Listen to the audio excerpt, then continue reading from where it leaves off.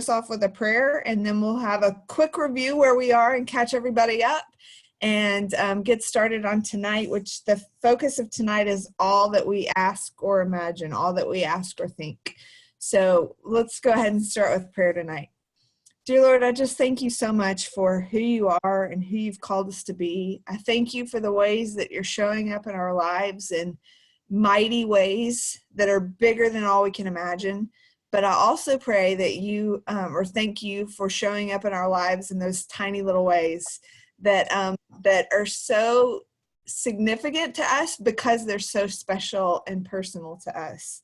And I just thank you so much for the opportunity to come together tonight on this rainy night. I thank you for the rain, and I pray that our internet holds for everybody so we can enjoy time together, fellowshipping, and just giving you glory in this time tonight. I just thank you so much for the invention of internet and technology and Zoom and the accessibility that we have to each other and your word during this time.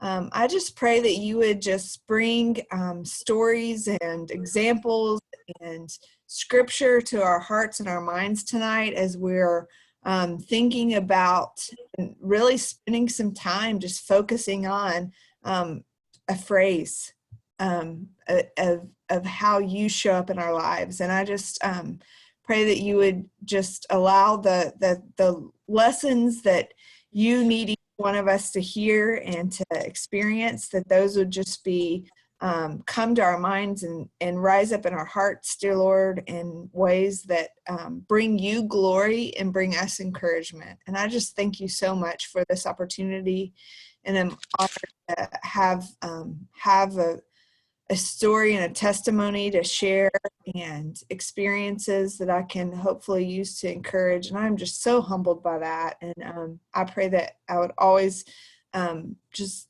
use my journey that you've allowed me to go on for your glory. And just be with us tonight. And amen. Amen. All right. So, exceedingly abundantly able, we all know that that's what we're doing in the hard times too. And we are, let's see why my little thing is stopped. There we go. So we have gone through now to him who is able to do exceedingly abundantly beyond. And then tonight we're all we ask or think. After tonight, we have two more lessons to finish out the verse. So just as a quick reminder, and I know I do this every week, and hopefully I'm getting faster and faster at it, so we don't take up the time, but I think it's a great reminder every week. Let's see, let's hit the right button. That would be correct. Priscilla Schreier in her book, God is Able, talks about we all have sort of an it that we struggle with. Many of us, this pandemic can be our it and all the implications of the pandemic. For me, my biggest one that I've shared is my cancer experience. But then now, this is the reminder that we don't have to wait till everything's perfect and everything's in shape and everything can be falling apart all around us. But right now, God is still at work. And so no matter what, we need to turn to him. I'm glad that I thought to do a quick reminder every week of where we've been, because I think this yellow box is great, like literary foreshadowing even to what we're going to talk about a little bit tonight. This stop limiting his power to a box that's much too small to contain his power, but that turning to him, looking to him, and then that truth that he is able to do. Whether or not he does is not a question of whether or not he is able. But it's our business to trust that he can. It's his business to decide when he does, but he is always able. And then last week we talked about this exceedingly abundantly beyond, and I shared several different translations about what that means or what that looks like. So above and beyond, infinitely more, I can't even talk, immeasurably more, more than all you can guess or request in your wildest dreams. And how when we realize this, it's a game changer. It changes everything. It changes the way we live, the way we pray, the way we hope, the way we smile, the way we laugh, the way we have an outlook on life. And then the reminder or the challenge really that what if our prayers looked like this? Lord, please do this or something better. And so before we get to this week's material, did anybody do this week and have a story to share of this week? Just please do this or something better. Do we have any kind of testimony, great experiences from the week of somebody who prayed this prayer? All right, well, we'll warm up. We'll get warmed up, so don't worry. I'm going to power through right now, but please feel like you can share if you want to, and if you want to request that the recording be turned off, you can send Adam a message to turn off the recording in one of those. But I did want to see if anybody had something that they wanted to share about that this week. But if not, well, yes. Hey, I got one. Well, great. Yes. So it was actually shortly after your class, there was someone that I was really struggling with forgiving. And so I was just kind of praying, honestly, that I would tolerate them and work on forgiveness, but, in the meantime, tolerate them. And prayed that prayer. And I was telling Adam, the next time I saw them, I actually felt like this love and compassion and oh, I really appreciate you in my heart that I wasn't really expecting to have, since I'd been assuming the forgiveness was going to take a second and I was just going to live in the tolerance. So I was like, wow, I didn't expect that. I mean, that definitely did not generate from my own heart. So definitely yeah. I love that. Thank you. Anybody else? Okay, you're going to have to speak up because I can't see everybody. So thank you, Susan. You were not in one of the lucky few that I could see when you started talking. So thank you for sharing that. I love that. Well, let's, so in this whole idea of exceedingly abundantly beyond, the next part of the verse is all we ask or think, all we ask or imagine. And so what I want to do tonight is I loved, this is one of those favorite chapters in this book and Priscilla started off with talking about kind of an inside joke that she and God have together. And I was like, what in the world does she mean by that? But she said she started telling stories about times in her life when she would lose things and she would pray about things and then they would just appear. Or she would be on a search for something, or she'd be looking for something, and then she wouldn't be able to find it. She'd Google it, try to find it that way, and then when she would remember things like, oh, maybe I should just pray, God, help me to find this particular thing because I need this in order to do my work for you, or whatever it is. Then the next time she Googled it, it popped up in a million places, And so I like that because I've had a very similar experience. I've had times in my life where I'm just like, all right, God, I've been searching my brain or racking my brain and I cannot find this anywhere. And I have several car key stories, right, where I look for my car keys everywhere. I remember one time being at work and I could not find my keys. I couldn't find, and it was like my office key and my car key. I could not find them anywhere. And I searched everywhere. I mean, I almost went so far as to start sending out an email to my students and classes. Like, did anybody see my keys? I interrupted classes that were meeting in the same room as, that I had taught in earlier in the day. And just really kind of said, God, I've got to have my keys. It is time to go. And it right now is that moment where I have to have them now, or I'm going to have to figure out a different way. And this was way before Uber was invented, right? So I couldn't, I was like, I had to find them so I could get where I needed to be. And I walked back in my office and they were sitting on top of my desk. And I remember another time when my nephew, who is now 14, when he was a baby, he had a blankie that my sister made for him, and when she was pregnant, and that little boy carried that blankie around everywhere. And my mom and my sister and I had gone shopping for something down at Opry Mills Mall in Nashville, which is an outlet mall. And all three of us remember Liam having his blankie.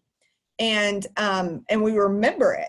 But when we got back to the car at Opry Mills, after a whole day of shopping at Opry Mills Mall, Liam's blankie is nowhere to be found. And now it's nighttime. It's getting close to bedtime. We have a 30-minute drive ahead of us. We need this blankie for a 2-year-old, right? Who's about to have a major meltdown that he doesn't have a blankie.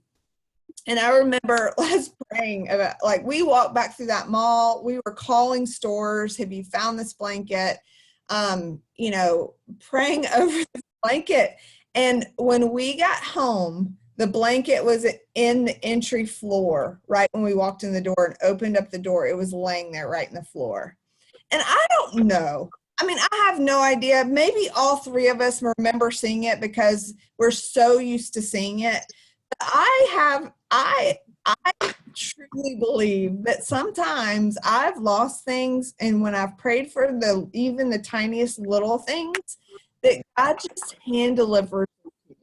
Like, you're never going to find this, but let me just help you out, sister, and like makes them right there where I can see them, or those little bitty moments. And so tonight, I want us to think about all we ask or think. I want us to focus on the word all, because one of the things that really stood out to me in this chapter when I was reading this for the first time is, a lot of times we think about limiting our view of God and putting him in a box that's too small. And so we limit that he can do amazingly big things. But I also sometimes think that we put him in a box that doesn't allow him to do the tiniest little things. And so that's something that I had never thought of in that way until I read this book and got to this chapter and really focused on that word all. And I have a quote here from page 103 in our book that says, limiting to our view of God's interest to this stupendous is not really any different from limiting God's view, our view of God to the boring.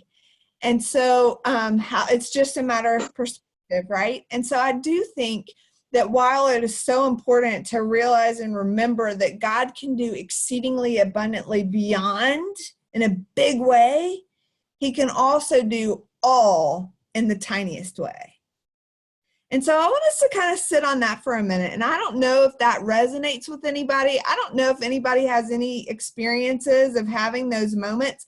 A couple weeks ago, we were doing a social distancing activity in our neighborhood, and we bought new Christmas lights this year, and so I pulled them out. I was like, we're going to put out the Christmas lights, and first of all, I don't know what GE has done to their Christmas lights, but they are not the quality that they used to, because in April, like, first of all, half of them didn't even make it through Christmas season. So I started off with a whole box of them, and we were down to like 3 little strings. And one of the strings was half working, and I just got them in December, and was only April, and we didn't even make it 4 months. And I was like, well, I should have known 2020 was going to be an adventure when we couldn't even make it through Christmas with Christmas lights. But in all seriousness, I was struggling with these lights, and I just started, I know Mark thought I was probably crazy, but I was like, dear God, please let these lights work. And sure enough, they turned on. I mean, they turned on.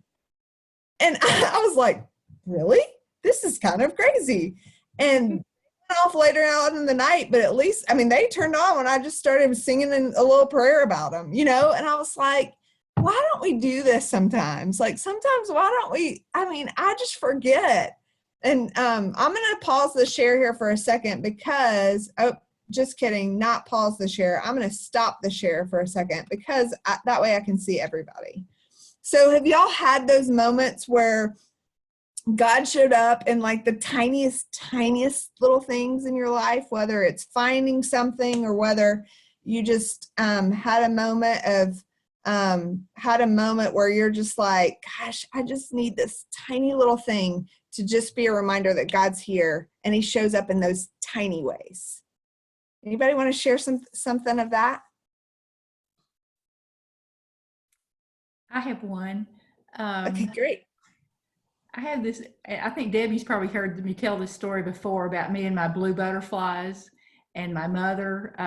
When I was little, I used to garden with my mother, and there was these, I don't even know what kind they are, but it's a tiny little blue butterfly that was always in her garden and was flying around. And I always associated that butterfly with my mother.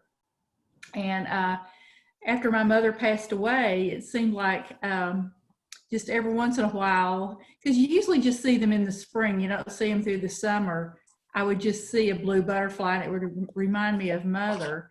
And then I think it was either the first or second Mother's Day after she passed away, I was out in the backyard and I saw a blue butterfly, and it came and it landed right on my shoulder for Mother's Day. And so I knew who was behind that. That was God. Yeah, yeah, Sending absolutely. me a reminder of my mother. I had one. This year I've been trying to think about everything that God created as being God's creation, literally, that I should appreciate it and love it. And one thing that I really didn't realize how much I don't like squirrels. And of course we have a little wooded area and there are squirrels here all the time. And every time I would come home from work, I swear this squirrel would sit right there by our door and give me this look like, I know, I'm here.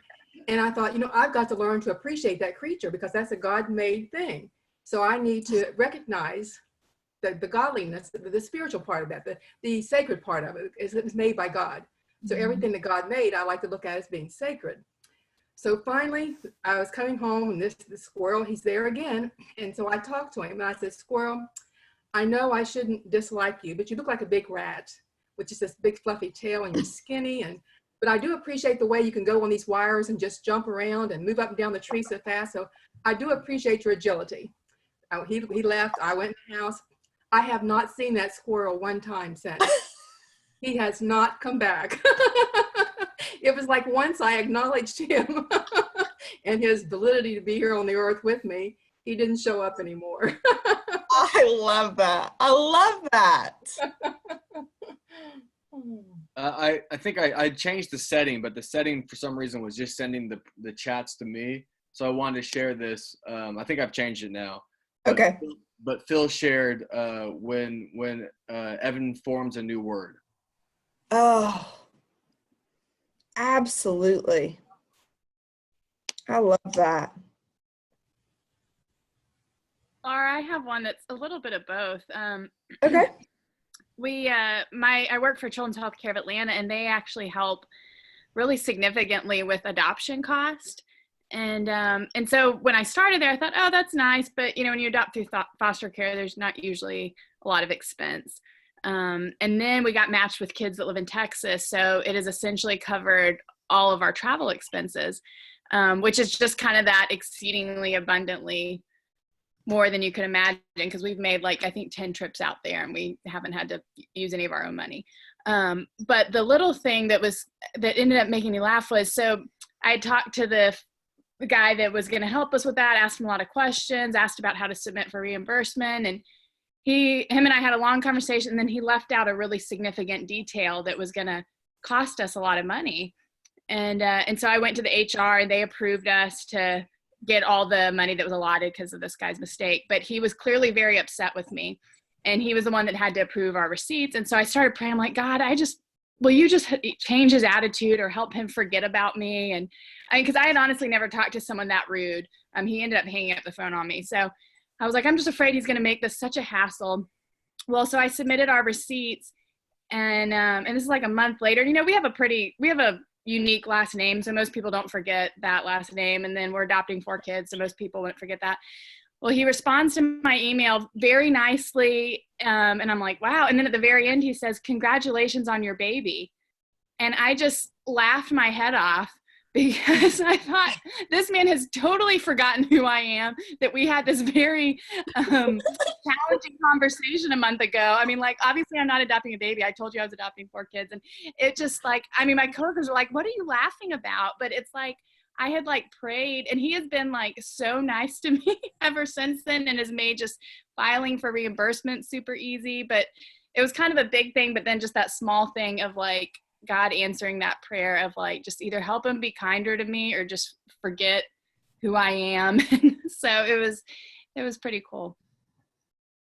That's awesome. Anybody else? Oh, Karen, you're on mute. Oh, Of problems. How do I unmute it? oh, gotcha. You're good. Can you hear me? Yes. Okay, well, this is a COVID-19 story. Okay. 2 days after we got locked down, one of my crowns in my mouth, my teeth, came off.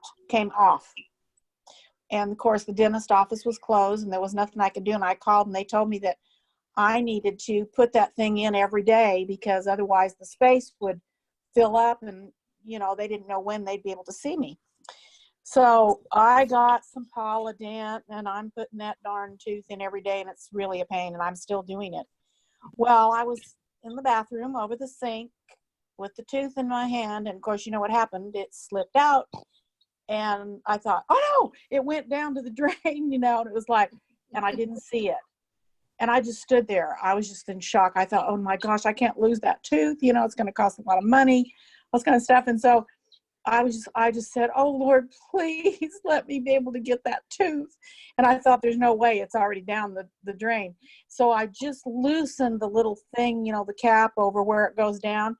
And that tooth was sitting right there on the edge. And I very, very gently reached down there and got that tooth. And honest to goodness, I was so overwhelmed by what had just happened. I just got down on my knees on the floor in the bathroom. And I just said, oh God, thank you so much.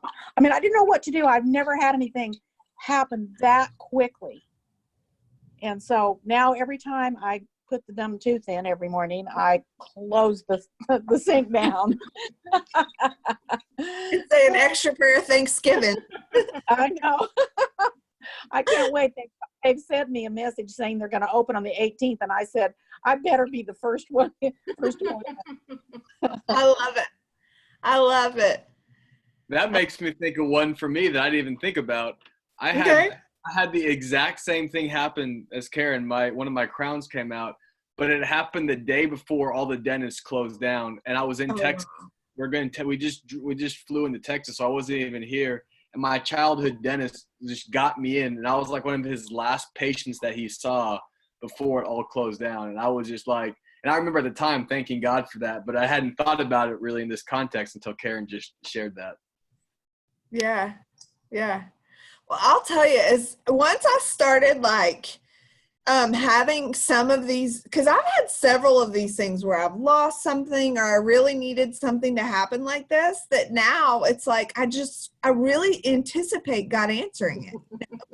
And the last time I changed jobs, it was 2018, May of 2018. I was miserable where I was. It wasn't necessarily bad. It was just I was working a lot of weekends. I was working at multiple ones of our campuses. So I was driving all over the state of Georgia, and I was gone on the weekends, and that's the only time we have our boys. And so, when the teenage boys are like, when are we going to see you again? You're like, maybe this isn't working out so well. And so I really needed to get out of that particular role. And I went to a meeting that I was invited to at the very last minute.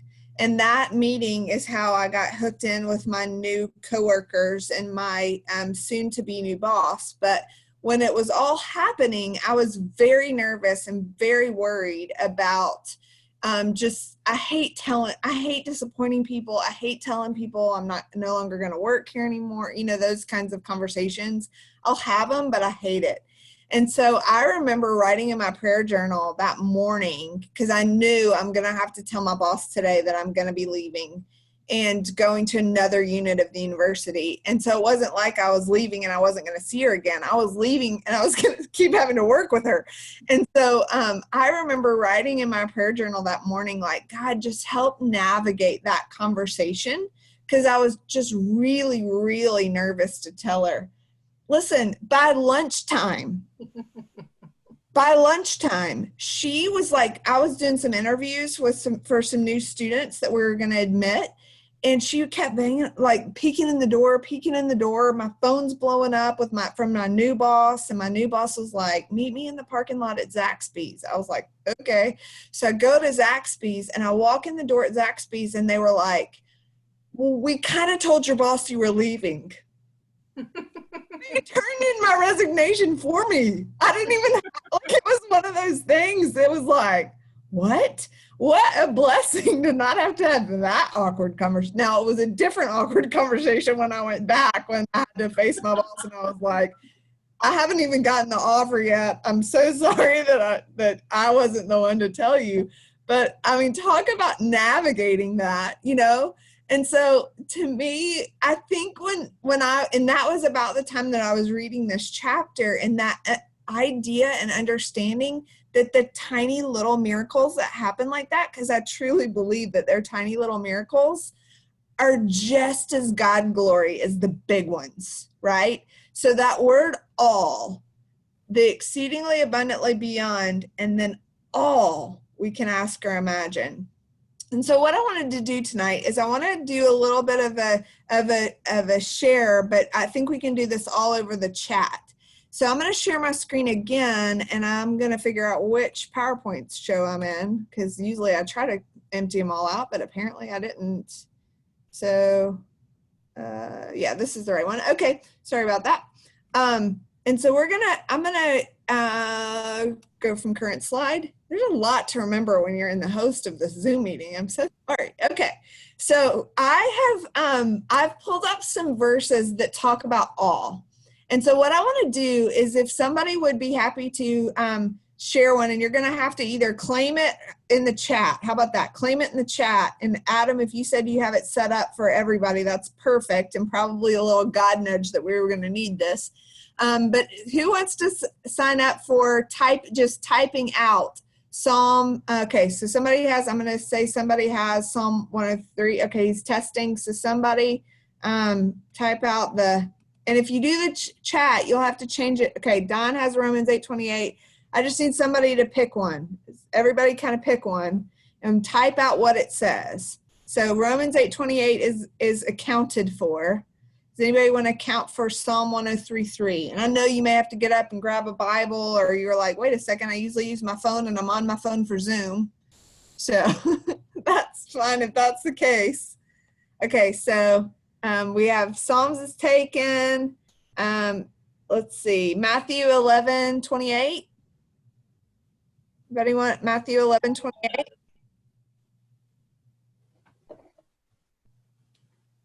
Okay, great, thank you. Psalm 23:6.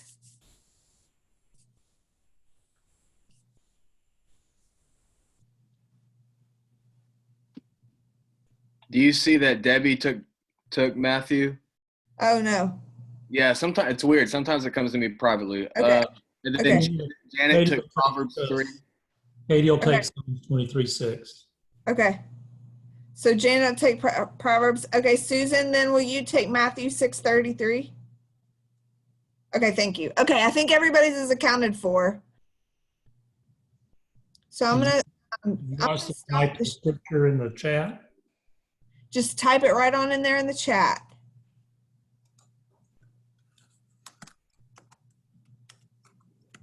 And I've got to end this show so I can type into this show. Mercy.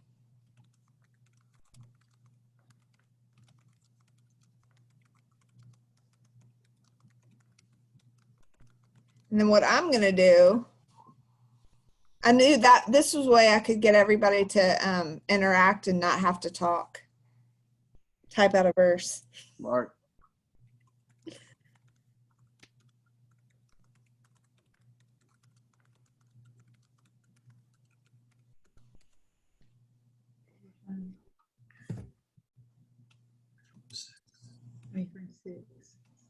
I'm practicing on how we get folks to interact, how we make it an interactive class on Zoom. So thank you for being my guinea pigs. And I know I could have typed all this too, but it's kind of fun just watching it all come together with you guys.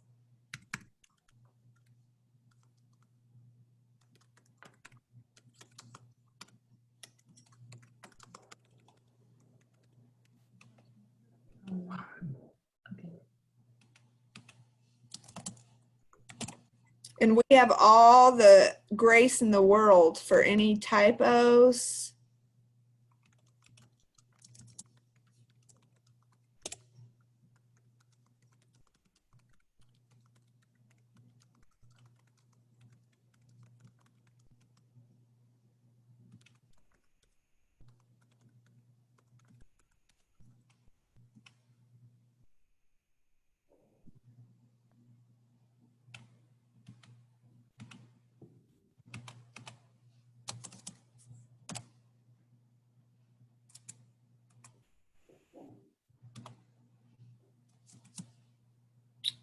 Two left.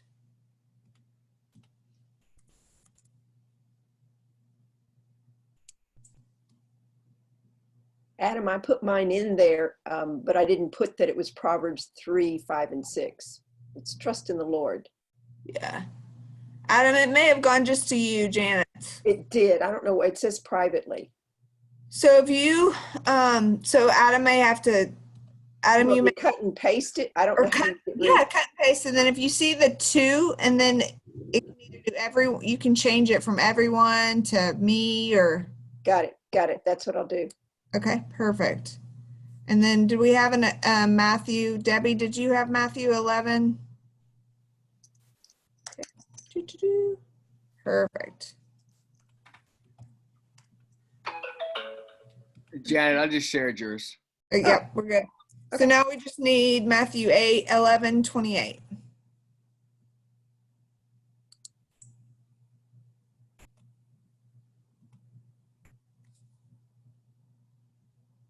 And I have that here. I can type it in.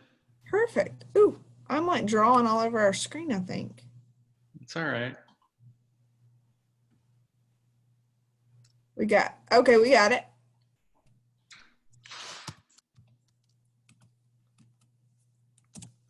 All right. There we go. We got everything. And now if I can clean up my mess I've made. Look at me, just annotating all around.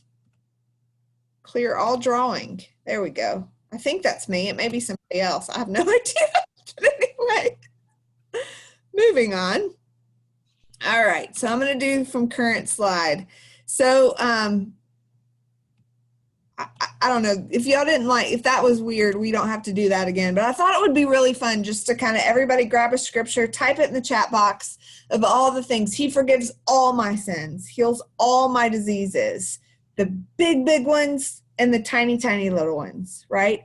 Come to me, all you who are struggling and with hard and carrying heavy loads, and I will give you rest. Surely your goodness and love will follow me all the days of my life, and I will dwell in the house of the Lord forever. Trust in the Lord with all your heart, and do not rely on your own understanding. Think about him in all your ways, and he will guide you on the right paths. And we know that in all things, God works for the good of those who love him, who have been called according to his purpose. And finally, see the kingdom of God above all else, and he will give you everything you need. I just thought that was so neat just to think about that from the perspective of the big, which I think we do that a lot, and we challenge ourselves to think about this big God a lot, but I don't think about the tiny little God, right? So I love that. Okay, so there we go. All right, I'm going to share the screen again.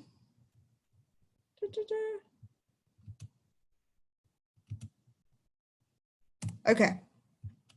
The other thing, and the other thing that I wanted to say about this, as we were talking a few minutes ago, it reminded me of a sentence in this chapter that I really wanted to share with everybody as we were telling these stories.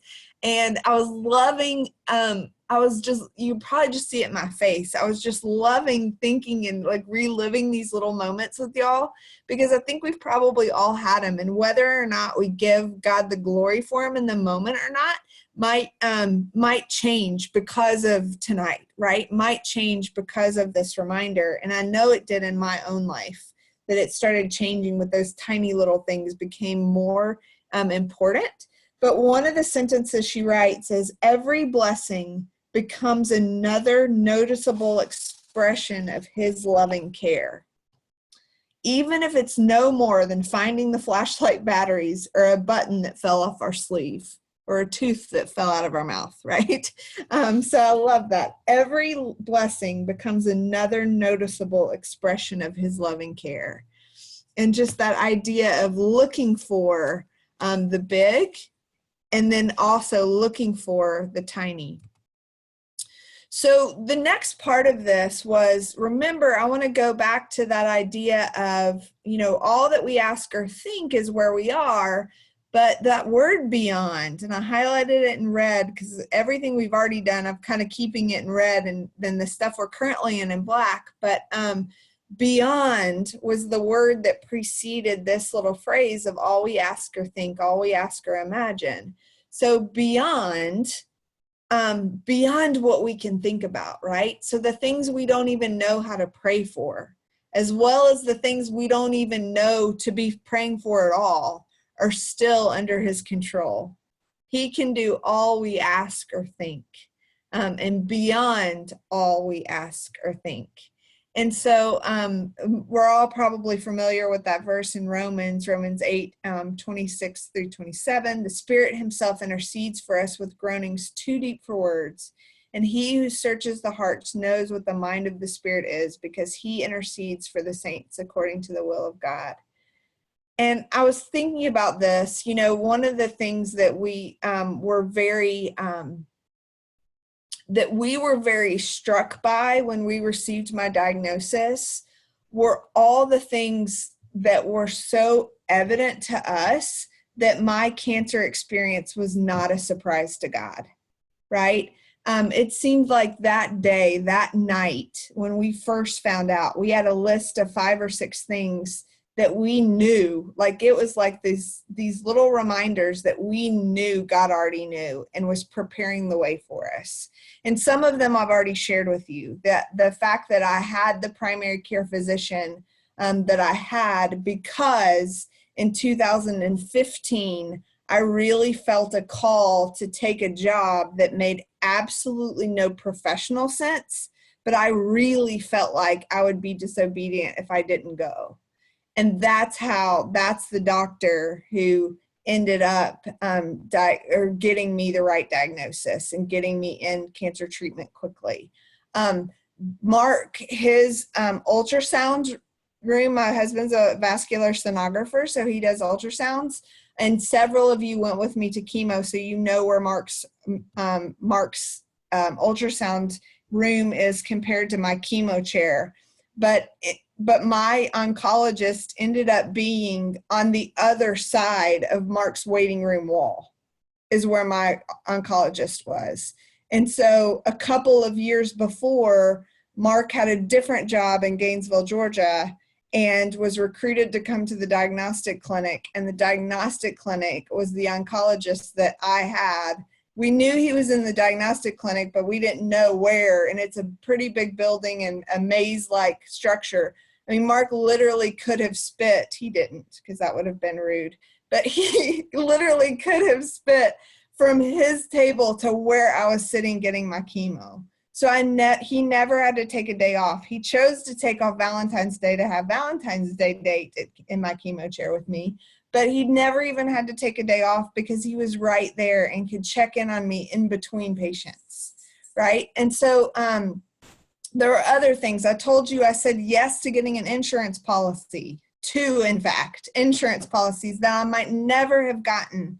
But I just had that I just felt like I needed to. So there were so many things where God was interceding in my life along the way and along the journey. And I don't know how he works, But I do believe that when we are looking for him and when we are praying for him, even in the tiniest things, he shows up even in the tiniest things that end up being those big things.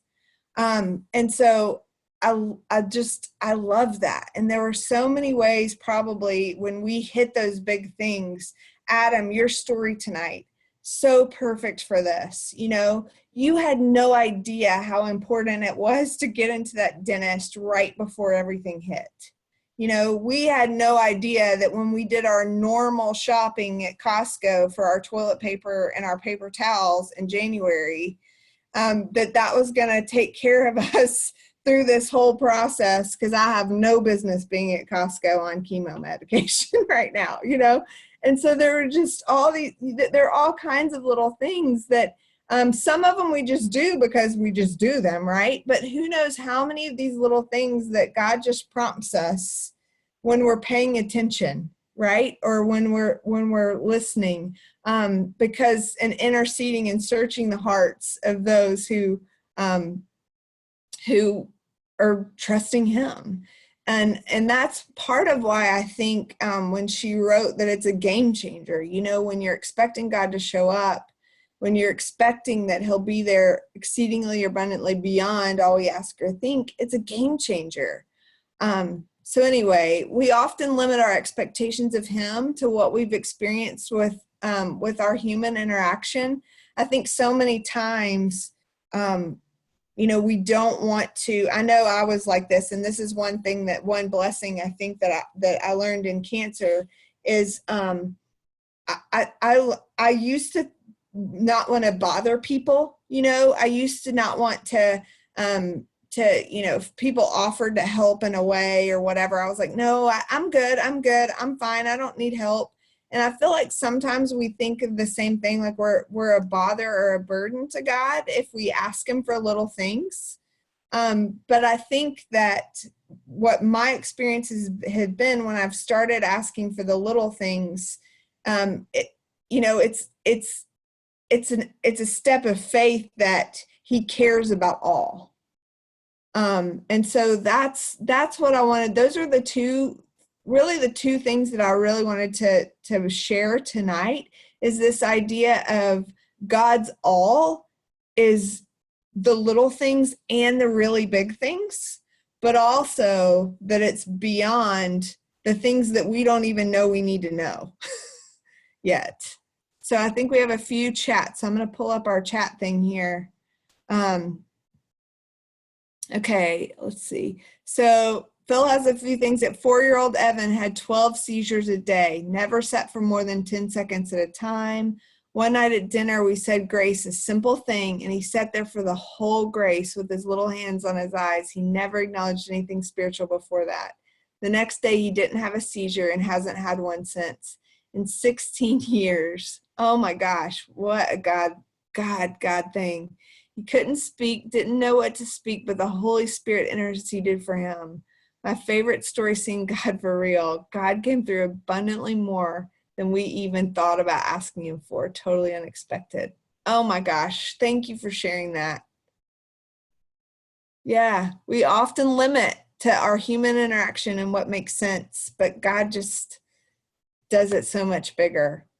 And I love that. Thank you for that story. Anybody else?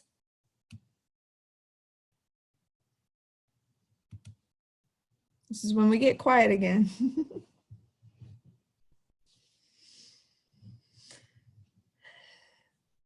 So let's do this.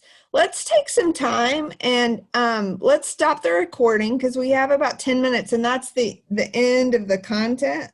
But if we'll stop the recording, let's take some time for some prayer requests.